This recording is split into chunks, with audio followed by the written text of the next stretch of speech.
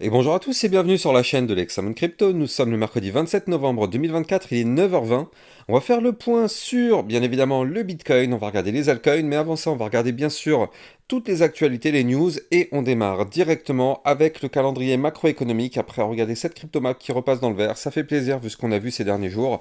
Allez, on démarre avec notre calendrier macroéconomique, et donc aujourd'hui, on va avoir pas mal de choses. Ça commence à 14h30, avec le PCE Core, indice des prix à la consommation des ménages mensuel d'octobre, le PCE Core annuel et on aura le PIB trimestriel à 14h30 aussi, puis les inscriptions hebdo au chômage encore à 14h30 et on aura à 16h30 le stock de pétrole brut. Donc grosse journée, hein, franchement, grosse journée encore, à 14h30 ça va pas mal swinguer, 16h30 aussi, et puis on voit que demain c'est un jour férié aux États-Unis, donc c'est le Thanksgiving, donc il faut savoir que tous les ans, quand c'est le Thanksgiving, en général, il y a toujours une petite chute avant.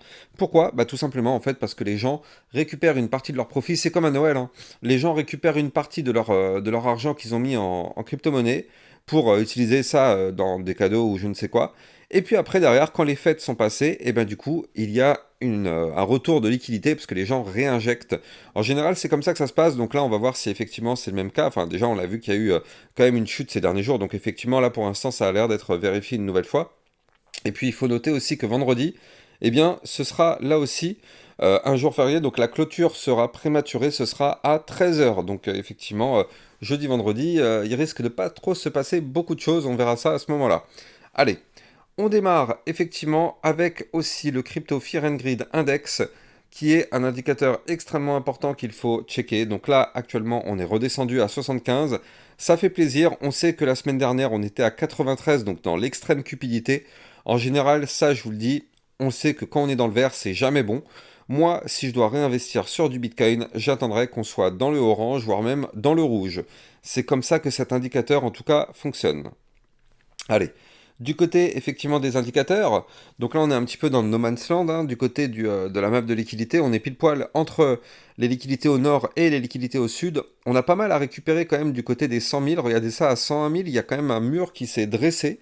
Donc il y a pas mal à venir chercher si on doit remonter vers le nord pour aller chercher les fameux 101 000 dollars, parce que quand on regarde bien, dans le sud, bah en fait, il commence à y avoir des liquidités intéressantes à partir de 55-56, mais avant ça, il n'y a quasiment rien à venir récupérer, donc bon, c'est quand même important de surveiller ça. Alors, du côté du ratio long-short, attention tout de même, attention, le ratio est en faveur des shorts, c'est-à-dire qu'il y a beaucoup plus de longues que de shorts. Le marché aime bien en général liquider là où il y a le plus à liquider. Donc là, comme vous pouvez le voir, il y a plus de longues que de shorts, donc le marché aime bien liquider plutôt les longues. Donc on va voir s'il n'y a pas un nouveau dump qui pourrait arriver pour faire chuter justement ces fameux traders en longue. Allez, on démarre justement avec les news, hein, tout simplement. Hier, il y a eu encore pas mal de news hein, du côté du secteur crypto et tout l'environnement, toute la cryptosphère en fait. Donc du coup, là, on a eu quand même hier pas mal de choses intéressantes à surveiller. Donc déjà, je vous avais fait une vidéo hier matin pour vous dire que la chute n'était pas terminée.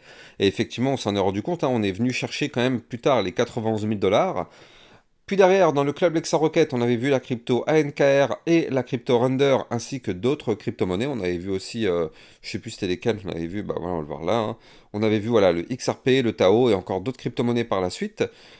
Alors, du côté de CryptoLétante qui nous pousse que Tatiana Kaufman de Moonwalker Capital, si vous n'avez pas au moins 10% de votre portefeuille d'investissement en Bitcoin ou en actifs liés au Bitcoin, vous risquez de prendre un sérieux retard. C'est quand même assez fou hein, ce type de propos, mais d'un côté, est-ce qu'elle a vraiment tort? Ça, c'est vrai que c'est intéressant tout de même. Alors, la candidate à la présidentielle de 2025 au Suriname, Maya Parboe, prévoit de garantir le paiement des salaires en Bitcoin. Elle propose également de promouvoir le Bitcoin comme monnaie légale et de remplacer la monnaie nationale par le Satoshi. Donc, chère Maya, écoutez, on va voir ce que ça va donner. En tout cas, si elle est élue présidente, c'est vrai que ça, c'est encore quelque chose qui est plutôt en faveur du Bitcoin. Donc, ça fait quand même pas mal de bonnes news. Donc vous avez bien sûr distribué des alertes pour vous prévenir que, attention, le Bitcoin n'avait toujours pas forcément terminé sa chute. Donc n'hésitez pas de venir me suivre sur Twitter pour recevoir toutes les news ainsi que les alertes concernant le Bitcoin. On avait aussi une alerte concernant le XRP et au final il s'est mis à chuter. Donc effectivement, ça vous a permis d'anticiper tout ça. 12% des Britanniques posséderaient désormais des crypto-monnaies selon le Financial Conduct Authority. Cela représente 7 millions de personnes au total. Une étude du régulateur a révélé que la propriété des crypto-monnaies au Royaume-Uni est passée de 10 à 12% alors qu'il met en œuvre des plans pour réglementer le secteur. Et oui, du côté du Royaume-Uni, ils sont en train d'essayer de réglementer petit à petit le secteur crypto. Donc là aussi, ça commence à être... ils vont faire un petit peu comme la France. Alors on ne sait pas à quel niveau, à quel degré. Mais en tout cas, ça commence. CZ qui nous dit que je n'ai rien contre les mèmes, mais les meme coins commencent à devenir vraiment étranges. Concentrons-nous sur la création de véritables applications basées sur la blockchain. C'est ce qu'affirme donc CZ, l'ex-CEO de Binance, sur Twitter. Donc là, effectivement, très intéressant. On voit qu'il est revenu dans le game. Alors, il va lancer des petites applications par-ci par-là. On va voir ce que ça va donner. Du côté du Fear and Greed Index, alors on est tombé, voilà, je vous l'ai montré tout à l'heure de toute façon. Dans le Club Rocket, on a vu la crypto XRP et la crypto Tao. Je rappelle que si vous voulez rejoindre le Club Rocket, eh bien vous avez mon lien en description de cette vidéo qui vous permet eh bien, d'obtenir encore plus de vidéos concernant des potentielles pépites ainsi que des vidéos de suivi régulières par rapport à toutes vos cryptos. Le lien est en description de vidéo. Le Maroc prévoit de légaliser les crypto-monnaies, marquant un tournant après leur interdiction depuis 2017. C'est ce que nous pousse Crypto Détente. Donc ça, c'est une très très bonne nouvelle là aussi.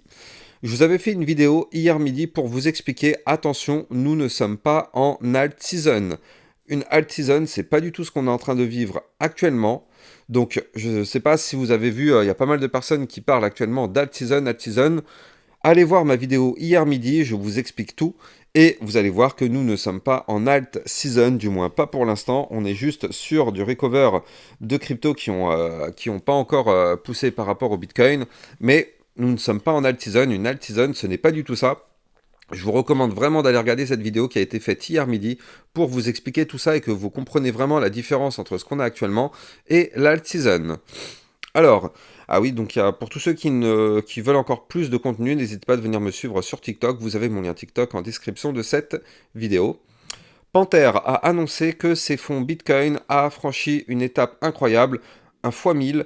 En 2013, Panthera avait acheté, selon ses dires, 2% des Bitcoins disponibles autour des 65 $ par Bitcoin. Son CEO avait également investi personnellement dans le Bitcoin.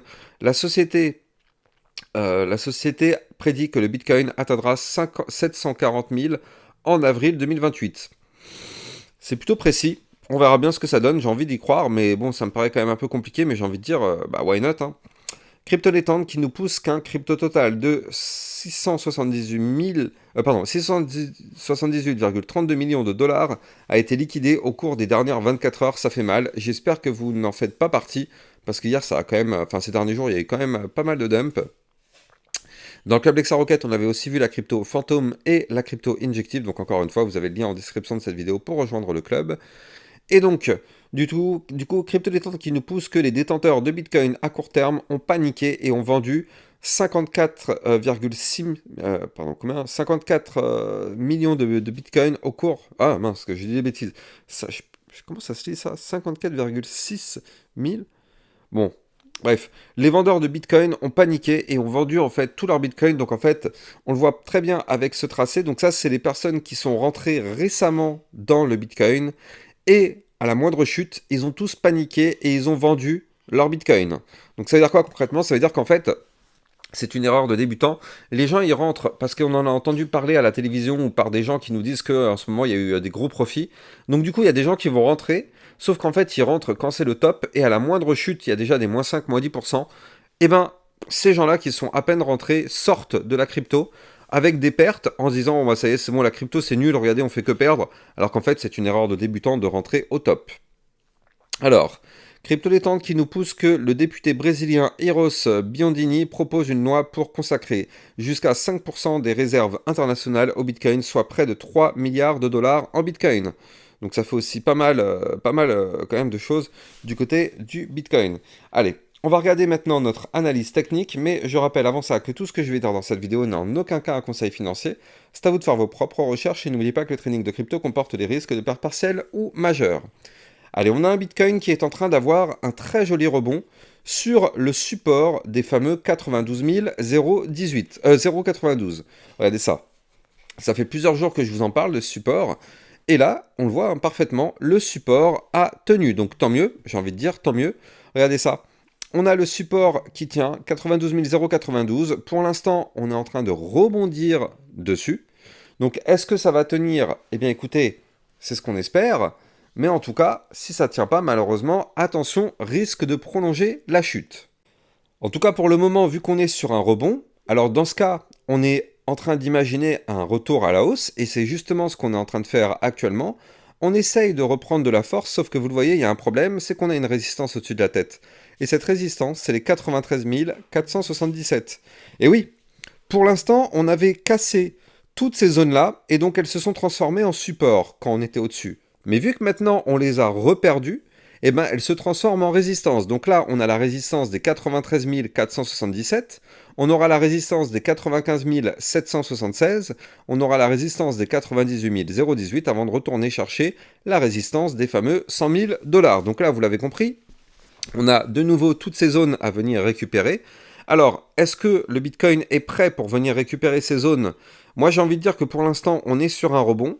Alors, c'est très difficile d'affirmer quoi que ce soit parce qu'on n'a pas de figure, on n'a toujours rien qui nous indique un retournement à la hausse. On a juste ce rebond, c'est un bon début, on va dire, c'est déjà une bonne nouvelle, mais ça suffit pas pour garantir un retour à la hausse. Donc là, pour garantir un retour à la hausse, il faudrait plusieurs choses.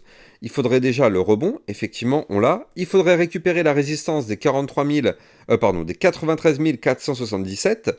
Et il faudrait aussi, si possible, créer un pattern chartiste de retournement à la hausse.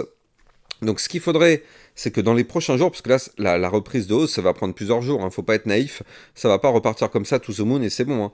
Non, non, ne soyons pas naïfs, ça va prendre plusieurs jours. Là, on va galérer un petit peu, on va peut-être remonter un petit peu, puis on va chuter, revenir retester les supports, et si ça tient, on formera alors le double bottom, et là, on pourra se relancer.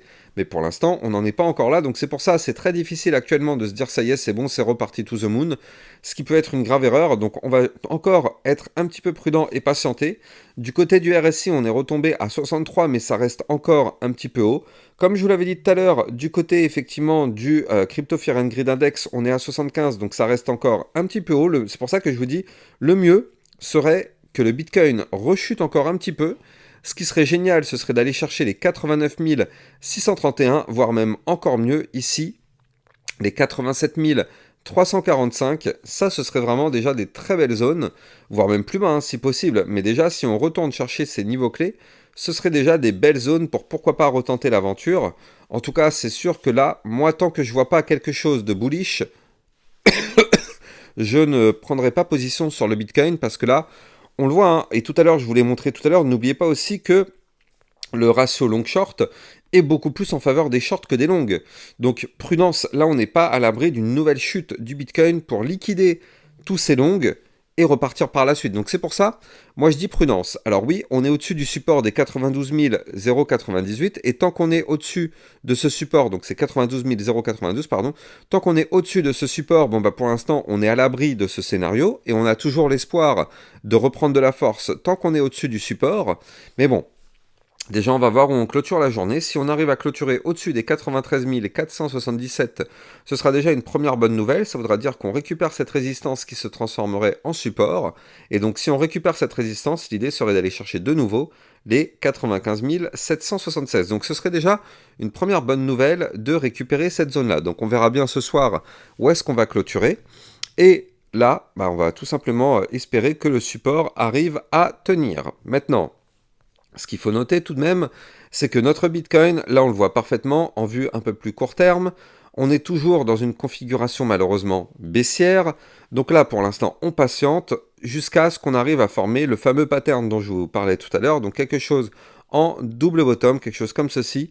En tout cas, là on voit qu'on a fait une tentative de réintégration de l'ancien range, on en est ressorti de nouveau par le haut, et tant mieux, on a eu de la chance.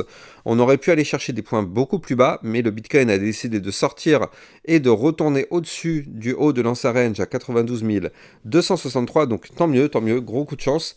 Maintenant, le but serait d'aller chercher par la suite ici, ce qui serait génial, les 95 843, et si on récupère ce niveau clé, alors on verra comment ça se passe, ce sera qui tout double à ce moment-là, parce que je rappelle que ces fameux 95 000, c'est-à-dire le bas de l'ancien range, le bas de la boîte violette que vous voyez ici, c'est un niveau clé qu'on avait breaké par le bas, donc ce sera à un moment donné un niveau clé qui sera retesté. Donc ce serait pas du tout déconnant dans les prochains jours de revenir retester ce niveau clé justement pour faire le pullback. Là regardez, on l'a cassé ce niveau clé, on n'est pas revenu faire le pullback. Donc on va voir comment ça va se passer, mais en tout cas, si on revient rechercher ce niveau clé, ce sera qui tout double. Soit on repasse vers le nord, et donc dans ce cas-là, le pullback sera validé, soit ce sera un pullback pour mieux s'effondrer. Donc il faudra être extrêmement prudent sur ce scénario-là quand on reviendra retester ce fameux niveau clé.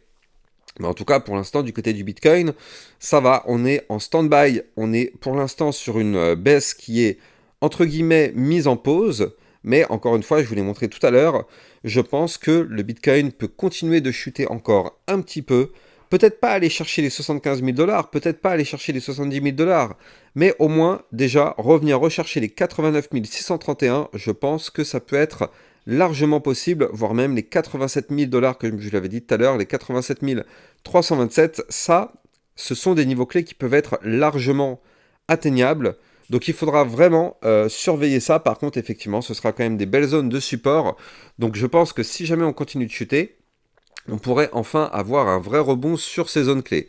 Mais bon, je dis ça, mais ça se trouve, on aura le vrai rebond ici en formant un double bottom sur les fameux 92, 0,92. Ça, seul l'avenir nous le dira, on n'a pas de boule de cristal, on essaye de mettre sur la table tout simplement les différents types de scénarios, comme ça on est sûr de ne pas être pris au dépourvu et on peut anticiper. Mais en tout cas, si on prend toujours cette vue très long terme sur le Bitcoin, je rappelle qu'en vue mensuelle, on a un Bitcoin sur une configuration incroyable avec une cassure mensuelle novembre extrêmement violente et extrêmement puissante. Et je rappelle qu'en vue long terme, on a toujours ce pattern en tête-épaule inversée, qui je le rappelle est une figure chartiste hautement bullish qui nous permettrait d'aller chercher pourquoi pas les 130 ou les 135 000 dollars sur ce cycle. Donc là, effectivement, on est quand même sur quelque chose de très très propre et très très beau techniquement parlant. Donc bon, pour l'instant, du côté du Bitcoin, pour tous ceux qui sont sur du trade long terme, pour l'instant, il n'y a pas d'inquiétude, même si on sait qu'on peut avoir un retracement un peu plus prononcé, il n'y a pas d'inquiétude. De toute façon, tant qu'on est au-dessus maintenant du haut du canal ascendant, et donc ce haut du canal, il se trouve actuellement ici à 75 365, il n'y a aucune inquiétude à avoir. J'ai envie de dire, même si on retourne sur ce niveau clé, on sera toujours bullish. Donc bon, vous dire, même si on fait quand même une énorme chute, on restera bullish. Donc c'est quand même très très rassurant pour du long terme sur le Bitcoin. En tout cas, pour les holders, bah pour l'instant, il n'y a pas d'inquiétude. Pour ceux qui aiment faire du trading un peu plus court, enfin un peu plus intraday ou un peu plus court terme, alors effectivement, on le sait, il faut se méfier, on n'est pas à l'abri non plus d'une nouvelle chute. Néanmoins, voilà, franchement, pour tous ceux qui sont long terme, là, aucune inquiétude sur notre Bitcoin. Allez, on va aller regarder bien sûr les altcoins. Avant ça, je rappelle bien sûr que vous pouvez me suivre sur Twitter. Vous avez mon lien Twitter en description de cette vidéo pour recevoir toutes mes news, toutes mes actualités. Et n'oubliez pas de venir rejoindre le club Lexa Rocket. Ça vous permet justement de recevoir encore plus de vidéos et des vidéos concernant des potentielles pépites et des vidéos de suivi régulières par rapport à toutes vos cryptos préférées. Vous avez le lien en description de cette vidéo. Donc là, on va voir la crypto Chainlink. Ça fait un petit moment, on n'en a pas trop parlé. Après, on ira voir l'Ethereum. Donc là, du côté des crypto Chainlink, c'est bien parce que ça pousse, alors que le Bitcoin est en train de retracer un petit peu. Mais en tout cas, lui, il reprend de la force, vous le voyez. On est venu quand même faire une belle petite chute, hein, on va pas se mentir. On a chuté quand même pas mal ces derniers jours. Et on est venu trouver un rebond sur un support ici à 16,09. Puis derrière, on reprend de la force, on essaye de nouveau de breaker la résistance des 18,12 ici. Donc est-ce qu'on va réussir à péter cette résistance? Bah ça, c'est ce qu'on va surveiller en tout cas, mais on est pile poil actuellement dessus. Donc si on arrive à péter la résistance, ce serait une bonne nouvelle. L'idée serait d'aller chercher les 19,19 puis les 20,02, voire même les 20,88 ou encore les 21,7. Donc là, j'ai envie de dire, c'est maintenant. Hein. C'est maintenant que ça doit se passer. On est pile poil dessus. Donc soit la résistance est trop forte, on se fait rejeter et c'est un retour à 16,11, puis ici 14,88, soit on arrive à péter la résistance, et là vous l'avez compris, on pourrait reprendre pas mal de force. Sur le Chainlink, d'un point de vue un peu plus long terme, je rappelle que là, si on est en train de galérer sur les niveaux clés sur lesquels on est actuellement, c'est parce qu'on cherche à récupérer notre dernier point haut qui est ici. Donc ce point haut, c'est le point haut des 18,24. Donc c'est notre dernier point haut fait en 2024. Après, il n'y a plus rien, regardez ça, en 2024, on n'avait plus rien eu ici. Sinon, derrière, ce serait pour aller rechercher des niveaux clés jusqu'à avril. Voilà, c'est ça. Donc là, du coup, on pourrait effectivement être sur une grosse zone de résistance actuellement. D'un côté, si on casse la résistance, on est vraiment pas loin d'aller chercher les anciens, enfin l'ATH, on va dire l'ATH de 2024, parce que regardez ça, l'ATH de 2024, il se trouve ici à 0,22, pardon, oui c'est ça, à 22,87, donc ça c'est l'ATH de 2024, et si on pète cet ATH de 2024, alors dans ce cas-là, effectivement, la crypto Chainlink nous prépare un gigantesque pattern en tasse séance, très long terme, donc regardez ça, on a la tasse avec la petite anse sur le côté, ça, on le sait, c'est une figure hautement bullish, donc on n'est pas loin de valider quand même cette tasse séance, on va pas se mentir, c'est quand même de plus en plus proche. Et donc, en termes de target, la target de ce pattern serait d'aller chercher les 33,09. Donc effectivement, il va falloir surveiller ça de très très près. On va avoir plusieurs zones de résistance, bien sûr, intermédiaires, notamment la première qui sera ici à 21,22. On aura aussi une autre résistance qui va se trouver ici à 27,43.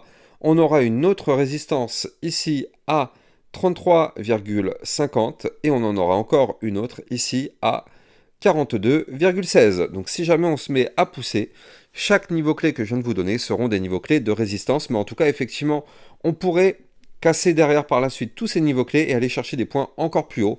On verra ça sur ma chaîne YouTube, bien sûr. Si on continue de monter et qu'on va chercher des résistances, on refera des bilans justement pour savoir quelles sont les prochaines targets. Allez, on termine sur l'Ethereum.